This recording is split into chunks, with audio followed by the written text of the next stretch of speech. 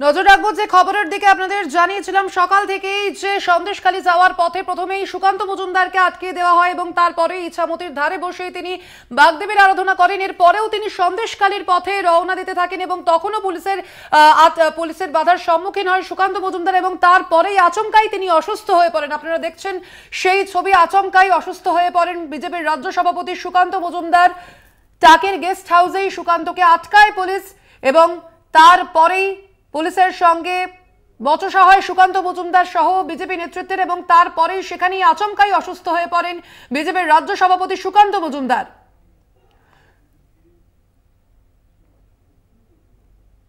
আপনারা জানেন সন্দেশখালী কাণ্ডে মঙ্গলবার আমরা দেখেছিলাম বসিরহাটের এসপি অফিস ঘেরাও করে বিজেপি নেতৃত্ব এবং সেখানেই নেতৃত্ব দিয়েছিলেন বিজেপির রাজ্য সভাপতি সুকান্ত মজুমদার এবং তারপরেই টাকি হাউসে তিনি টাকির গেস্ট হাউসে ছিলেন সুকান্ত মজুমদার। সেখান থেকেই তিনি যেমনটা হুঁশিয়ারি দিয়েছিলেন যে আজই সন্দেশখালীর পথে রওনা দেবেন তিনি এবং যেখানেই পুলিশের বাধার সম্মুখীন হবেন তিনি সেখানেই বাগদেবীর আরাধনা করবেন সুকান্ত মজুমদার এবং তারপরেই দেখা যায়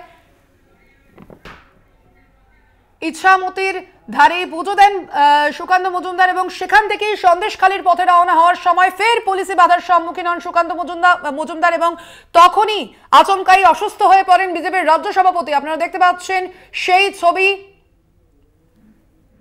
আচমকাই অসুস্থ হয়ে পড়েন সুকান্ত মজুমদার। এই বিষয়ে আরো বিস্তারিত জানবো, ফোন লাইনে রয়েছেন আমাদের প্রতিনিধি সঞ্জিত চক্রবর্তী। সঞ্জিত, কি জানা যাচ্ছে এই মুহূর্তে সুকান্ত মজুমদারের স্বাস্থ্য কেমন রয়েছে?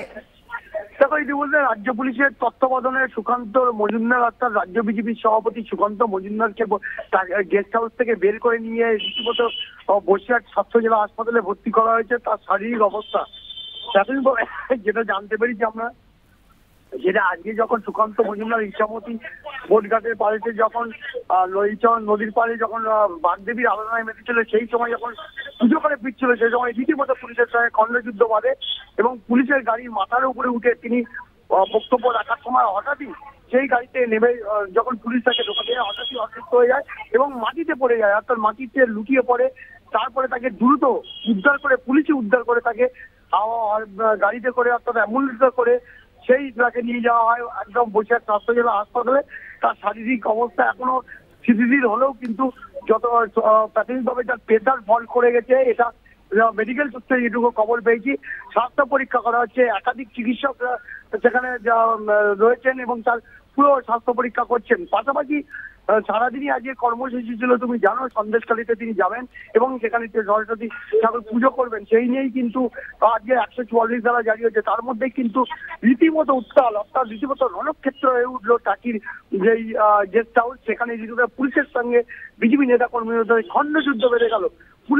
পুলিশকে ধাক্কা ধাক্কি, পুলিশের গাড়ি ভাঙচুর, তারপরে পাল্টা পুলিশের আত্মরক্ষার জন্য লাঠিচার্জ, একের পর এক। এই নিয়ে বেশ কয়েকজন অসুস্থ হয়েছে, পুলিশ কর্মী আহত হয়েছে, পাশাপাশি বিজেপি কর্মীরাও আহত হয়েছে। সব মিলে গোটা পরিস্থিতি কিন্তু একেবারে ভয়ঙ্কর অর্থাৎ অনেক ক্ষেত্র হয়েছে। তাকে আজকে বিশেষ করে 14ই ফেব্রুয়ারি আজকে এই সন্দেশখালীতে যাওয়ার পথে এই নিয়ে কিন্তু এলাকায় যথেষ্ট চাঞ্চল্য জড়িয়েছে। পাশাপাশি ইতিমধ্যে বসিরহাট পুলিশ জেলার পক্ষ থেকে এই পুরো বিষয়টা সুকান্ত মজুমদারকে যখন বসিরহাট স্বাস্থ্য জেলায় নিয়ে যেতে তাদের পুলিশের স্কোয়াড রয়েছে, রীতিমতো পুলিশের তত্ত্বাবধানে তাকে হাসপাতালে ভর্তি করা হয়েছে।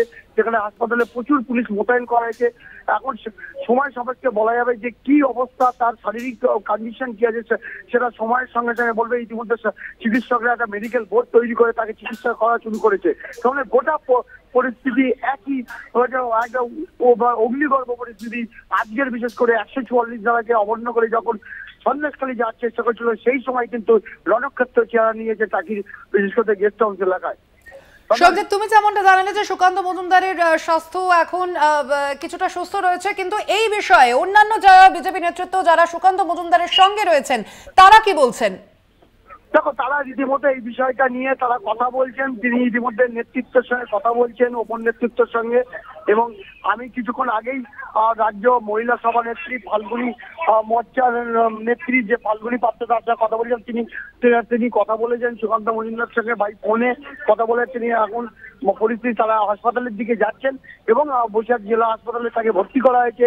এখন তার শারীরিক পরীক্ষা চলছে এবং আগামী সময় মধ্যে জানাই যাবে তার শারীরিক অবস্থা কিরকম, সেইটা নিয়ে কিন্তু চিকিৎসকরা জানাবেন।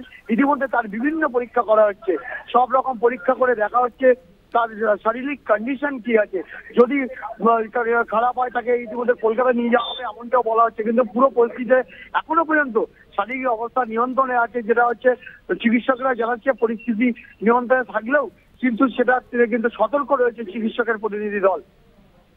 সঞ্জিত, এ বিষয়ে পুলিশ আধিকারিকদের কি প্রতিক্রিয়া?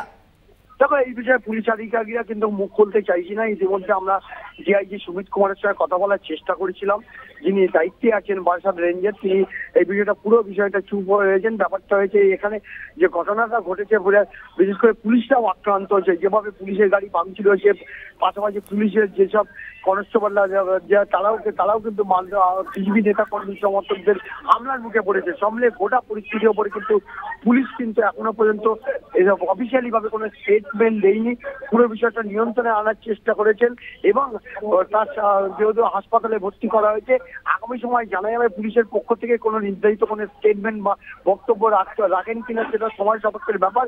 এখনো পর্যন্ত যেটা জানা যাচ্ছে পুলিশ কর্তৃপক্ষ পুরো বিষয়টা তদারকি করছে। সঞ্জিত, তোমার কাছে আরো একবার জানতে চাইবো যে কিভাবে হলো এই ঘটনা।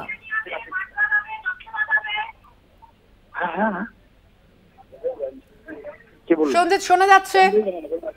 হ্যাঁ, শুনতে পাচ্ছি, বলো। সঞ্জিত, এই ঘটনাটি কিভাবে হলো আরো একবার জানতে চাইবো তোমার কাছে। দেখো, আজকে যখন সন্দেশখালীতে সরস্বতী ঠাকুর নিয়ে যাওয়ার কথা ছিল সুকান্ত মজুমদার, সেখানে তুমি জানো 144 ধারা সেখানে জারি করা হয়েছে। সেখানে পুলিশের পক্ষ থেকে তার হাতে একটা 144 একটা নোটিশ জারি করে দেওয়া হয়। বলা হয় যে সন্দেশখালী উপদ্রুপ অঞ্চল, বিশেষ করে গেলে ল অ্যান্ড অর্ডার প্রবলেম হতে পারে, অশান্তি তৈরি হতে পারে, নতুন করে সন্দেশখালী উত্তপ্ত হতে পারে। যার কারণে পুলিশ কিন্তু সকাল থেকে টাকির গেস্ট হাউসে কিন্তু অতিরিক্ত পুলিশ দিয়ে ঘেরাও করে রেখেছিল। তারপরে সুকান্ত মজুমদার তার নেতা কর্মী সমর্থকরা তার কাছে একটি সরস্বতী ঠাকুর এনেছিল, কিছু পূজা অর্চনা জিনিস এনেছিল। এনে তিনি সেই জিনিসপত্র নিয়ে পুলিশে ঘেরাটোপের পাল্টে তিনি ইছামতির পারে বাগদেবীর আরাধনায় মাতেন। তারপরে পুজো করার পরে যখন টাকির সীমান্ত পাড়ের ইছামতির পাড় দিয়ে যখন তারা স্লোগান দিতে দিতে টাকি গেস্ট হাউসের দিকে যাচ্ছিলেন, সেই সময় পুলিশ কিন্তু তাদের আটকায় এবং তাদেরকে গেস্ট হাউসে ঢোকানোর চেষ্টা করে। তখনই শুধু পুলিশের সঙ্গে বিজেপি নেতা কর্মী সমর্থকদের খণ্ডযুদ্ধ বেঁধে যায় এবং রীতিমতো ধস্তাধস্তি হয়ে যায়। পুলিশের গাড়ি ভাঙচুর হয়, পাশাপাশি পুলিশের বেশ কয়েকজন কর্মীকে যখন তাদের আক্রান্ত হতে হয়, তখনই পুলিশ বাধ্য হয়ে পাল্টা লাঠিচার্জ শুরু করে এবং পুলিশ লাঠিচার্জ শুরু করলে বিজেপি নেতা কর্মী সমস্ত পুলিশের সঙ্গে রীতিমতো খণ্ডযুদ্ধ করে যে যা ছুটে পালাতে থাকে। সেই সময় যখন টাকি গেস্ট হাউসের মধ্যে সুকান্ত মজুমদার ঢুকে হঠাৎই গেস্ট হাউসের সামনে মাটিতে লুটিয়ে পড়ে যায়। তারপরে আবার তাকে উদ্ধার করে তাকে গেস্ট হাউসের মধ্যে আনলে, তার গেস্ট হাউসের মধ্যে রাখলে তার শারীরিক অবস্থার অবনতি হতে শুরু করে। তখন তার নেতা কর্মী সমর্থকরা পুলিশকে পুরো বিষয়টা জানায়। রাজ্য পুলিশের যারা আধিকারিকরা আছে তাকে তদারকি করে রাজ্য পুলিশের আন্ডারে তাদেরকে সুকান্ত মজুমদারকে নিয়ে এসে পুরো গাড়িতে করে কিন্তু হাসপাতালের পথে রওনা দেয়। ইতিমধ্যে এই নিয়ে কিন্তু রীতিমতো রাজনৈতিক উত্তেজনা তৈরি হচ্ছে টাকির গেস্ট হাউস এলাকায়। ইতিমধ্যে এই নিয়ে কিন্তু বিজেপি নেতা কর্মী সমর্থকদের মধ্যে রাজনৈতিক চাঞ্চল্য ছড়িয়েছে। এখন প্রশ্ন হচ্ছে সুকান্ত মজুমদারকে বসিরহাট স্বাস্থ্য জেলা হাসপাতালে রাখা হবে না কলকাতার উদ্দেশ্যে রওনা দেবে, এটা নিয়ে রীতিমতো চিকিৎসকরা কিন্তু এখনো প্রাথমিকভাবে জানাতে পারছেন না। পুলিশ পুরো বিষয়টা তদারকি করছেন।